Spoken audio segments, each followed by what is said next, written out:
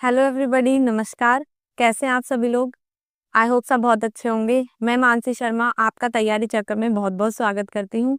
यह है तैयारी का पावर डोज। आज का जो हमारा टॉपिक होने वाला है वो होने वाला है सर्वनाम। तो आज हम सर्वनाम को बहुत डिटेल में बहुत अच्छे से पढ़ेंगे।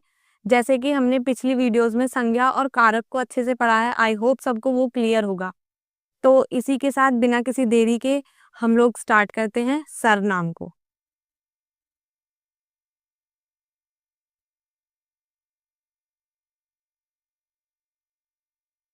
देखिए, सबसे पहले हमें जानना होगा सर्वनाम होता क्या है, इसका यूज क्यों किया जाता है, क्या जरूरत पड़ी इस सर्वनाम को लाने की। देखिए, सर्वनाम क्या होता है? सर्वनाम वह शब्द होते हैं जो संज्ञा के स्थान पर प्रयुक्त किए जाएं, यानी संज्ञा के स्थान पर उन्हें यूज किया जाए। क्यों यूज किया जाए भाई? अभी संज्ञा से काम चल रहा था ना, क्यों?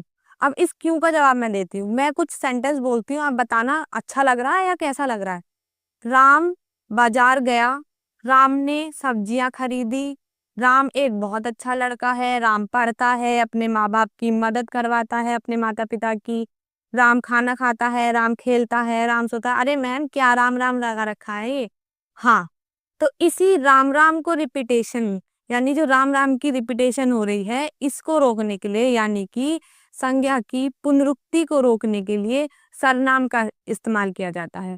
जैसे आप समझिए, राम स्कूल जाता है या रोहन स्कूल जाता है। रोहन की जगह पर अब हम क्या यूज करेंगे? वह। रोहन स्कूल जाता है, वह अच्छा लड़का है, वह अपना समय पर कार्य पूर्ण करता है, वह खाना खाता है, वह सोता है, वह खेलता है। यानी कि हमने जो रोहन का रिपीटेशन था वो सर्वनाम वह क्या हो गया? सर्वनाम हो गया। तो वह से हमने उस संज्ञा के पुनरुक्ति को रोककर सर्वनाम का इस्तेमाल किया। आई होप यहाँ तक सबको क्लियर होगा क्यों सर्वनाम का इस्तेमाल किया जाता है, वो आपको समझ आ गया। सर्वनाम का मूल रूप, यानी कि सर्वनाम का मूल अर्थ क्या होता है? सर्वनाम का अर्थ होता है सब का नाम, यानी जो सबकी जगह पर इस्तेमाल होता हो। आइए आगे पढ़ते हैं। देखिए, डेफिनेशन पढ़ लेते हैं। सबसे पहले, सर्वनाम वह शब्द है जो संज्ञा के स्थान पर प्रयुक्त किया जाता है। ठीक है, संज्ञा के स्थान पर जो शब्द प्रयुक्त किए जाएं वह सर्वनाम होते हैं। जैसे वह स्कूल गया, वह सर्वनाम है, यहाँ पर वह सर्वनाम है, ये बता दिया। किसी व्यक्ति के स्थान पर प्रयुक्त किया जाता है या प्रयुक्त हुआ है। समझ में आया? नेक्स्ट देखिए, मूल रूप से जो सर्वनाम है उसके 6 भेद होते हैं। जैसे हमने संज्ञा में 5 भेद पढ़े थे, इसी प्रकार सर्वनाम में 6 भेद होते हैं। कौन कौन से होते हैं आइए जानते हैं। पुरुषवाचक सर्वनाम, निजवाचक सर्वनाम, निश्चयवाचक, प्रश्नवाचक, संबंधवाचक और अनिश्चयवाचक। तो सबसे पहले जो हम स्टार्ट करेंगे वो पुरुषवाचक से करेंगे। क्या होता है ये पुरुषवाचक सर्वनाम? जो व्यक्ति या वस्तु को बताता है उससे पुरुषवाचक सर्वनाम कहते हैं। ये 3 रूप होते हैं, इसके 3 प्रकार होते हैं, यानी जो पुरुषवाचक सर्वनाम है उसे भी 3 भाग में डिवाइड कर दिया गया है। कौन कौन सा? प्रथम पुरुष, द्वितीय पुरुष, तृतीय पुरुष। जैसे इंग्लिश में होता है first person, second person, third person, इसी प्रकार हमने यहाँ पर पढ़ा प्रथम पुरुष, द्वितीय पुरुष और तृतीय पुरुष। तो प्रथम पुरुष में से कौन कौन आता है? यानी कि मैं और हम। मैं हूँ जिसमें मैं इंक्लूडेड हूँ, आप इंक्लूडेड हो। पहला पर्सन यानी फर्स्ट पर्सन इंक्लूडेड है, प्रथम पुरुष इंक्लूडेड है। जैसे मैं और हम, इसमें आ जाता है मैं और हम। ठीक है, द्वितीय पुरुष यानी कि सेकंड पर्सन, यानी कि जिससे हम बात को कह रहे हैं, तुम या आप। ठीक है, तुम और आप। अब जो ये आप है ये आपका निजवाचक में भी आएगा। तो इसी कंफ्यूजन को दूर करने के लिए आज मैं आपको पढ़ाने वाली हूँ निजवाचक और पुरुषवाचक में क्या डिफरेंस होता है। आगे हम पढ़ेंगे तब क्लियर हो जाएगा। आपको यहाँ पर तुमको ही आप किसी को सम्मान की दृष्टि से बोलते हैं, जैसे किसी को सम्मान देने के लिए हम संबोधित कर देते हैं आप। ठीक है, तृतीय पुरुष में आ जाता है वह वे। ठीक है, समझ आ गया? आगे बढ़ते हैं। देखिए, निजवाचक आ गया। इसीलिए मैंने इसको सेकंड नंबर पे रखा है, निजवाचक सर्वनाम, जिससे आपको दिक्कत ना हो, आपको समझ आ जाए इजीली। देखिए, जो सर्वनाम अपने ही कर्ता की ओर संकेत करे उसे निजवाचक सर्वनाम कहते हैं। अपने ही कर्ता, अपने ही कर्ता, कर्ता कारक पढ़ा है ना आपने, तो वही कर्ता है ये। मैंने स्वयं कार्य किया, ठीक है, मैंने स्वयं, यहाँ पे जो स्वयं आ गया ये आपका कौन सा निजवाचक सर्वनाम में आ गया, यानी ये तो आपका पुरुषवाचक है पहला, पुरुषवाचक सर्वनाम में मैंने, लेकिन यहाँ पे स्वयं जो आ रहा है ये स्वयं इसको निजवाचक सर्वनाम की श्रेणी में डाल देता है। जैसे इसके मैं और एग्जांपल आपको बताती हूँ। वह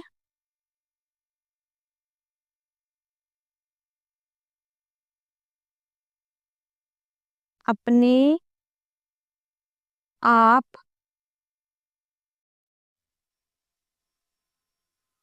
आ गया। अब जो वह है वह अपने आप आ गया, यानी जो ये अपने आप आ रहा है ये आपका निजवाचक के अंदर आ जाता है।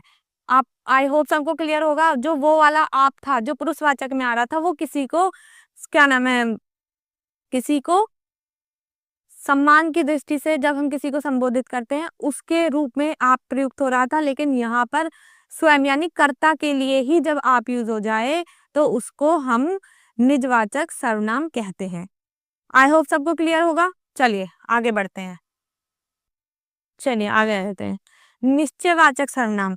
अब निश्चयवाचक सर्वनाम क्या होता है, देखिए, जिसमें निश्चय यानी निश्चय, इससे ही आपको पता चल रहा होगा कि निश्चयवाचक सर्वनाम क्या होता है, जिससे हमें निश्चित होता है कि हम किसके बारे में बात कर रहे हैं, ठीक है। जैसे जो किसी वस्तु या व्यक्ति की निश्चितता को बताता हो उसे निश्चयवाचक सर्वनाम कहते हैं। जैसे यह, वह, वही, यही आदि।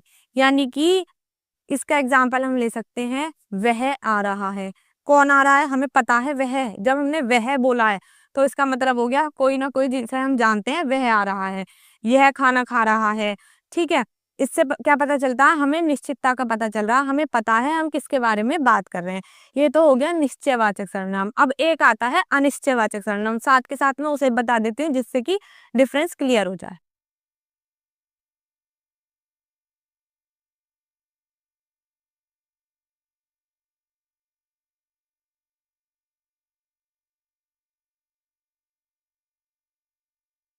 ये देखिए, अनिश्चयवाचक सर्वनाम यानी जिसमें हमें निश्चितता का बोध ना हो, जिसमें हमें पता ना हो कि हम किसके बारे में बात कर रहे हैं। जैसे कुछ ना कुछ तो काला है, या ना, यानी कुछ ना कुछ तो गड़बड़ है, यानी कुछ गड़बड़ तो है लेकिन हमें पता नहीं है वो क्या गड़बड़ है।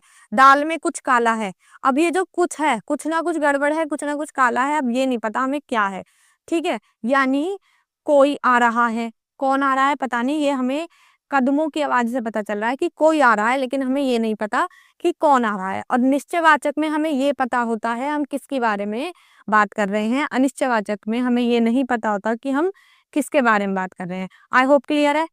चलिए, जैसे कोई, कुछ, प्रत्येक, कोई ना कोई, ठीक है, ये इसके मुख्य शब्द होते हैं। ऐसे ही और भी शब्द होते हैं।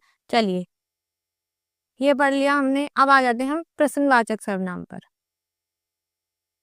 प्रश्नवाचक सर्वनाम जो प्रश्न पूछने के लिए प्रयुक्त हो उन्हें प्रश्नवाचक सर्वनाम कहते हैं। जैसे कौन, क्या, किसने, किसका, किससे, ये सारे शब्द, यानी जिससे ये पता चले कि प्रश्न पूछा गया है, कौन आ रहा है, ठीक है, किसने खाना खाया, यानी कि जिसमें क्वेश्चन यानी कि प्रश्न पूछा जाए वो आपका प्रश्नवाचक सर्वनाम हो जाता है। आई होप क्लियर, सबको क्लियर है। चलिए आगे बढ़े।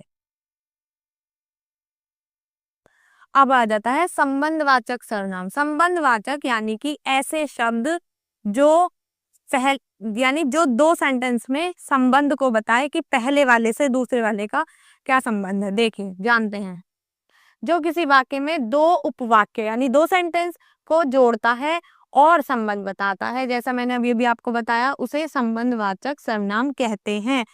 क्या क्या, जो, जिसका, जिससे, जैसा, यानी ये सारे शब्द कौन से हो गए, आपके संबंधवाचक सर्वनाम हो गए। एग्जाम्पल देखते हैं, जो मेहनत करता है वही सफल होता है। यानी ये जो है ये आपका संबंध उसी वही से बता रहा है, ये आपका हो गया संबंधवाचक सर्वनाम। इसका और एग्जाम्पल हो सकता है, जो जैसा करेगा वैसा भरेगा। तो जैसा और वैसा, जो आ गया ना, जो जैसा करेगा वैसा भरेगा, यानी पहले वाले वाक्य से दूसरे वाले वाक्य में संबंध का पता चल रहा है, ये आपका होता है संबंधवाचक सर्वनाम। तो आपके पूरे 6 सर्वनाम मैं आपको बता चुकी हूँ, उनके भेद बता चुकी हूँ, एग्जाम्पल के थ्रू आपको सही सही सब चीज समझा चुकी हूँ। अगर आपको समझ में आया हो और कोई भी डाउट हो तो आप मुझे कमेंट सेक्शन में बताएंगे, मैं आपका रिप्लाई जरूर करूंगी। और इस वीडियो को अपने अन्य साथियों के साथ शेयर कीजिए, जिससे उन्हें भी सर्वनाम में अगर कोई डाउट है तो वो क्लियर हो जाए। तो वीडियो को लाइक कीजिए और शेयर कीजिए और चैनल को सब्सक्राइब जरूर कर देना, जिससे आने वाली वीडियोस का आने वाली क्लासेस का आपको नोटिफिकेशन मिल जाए टाइम से। तो थैंक यू।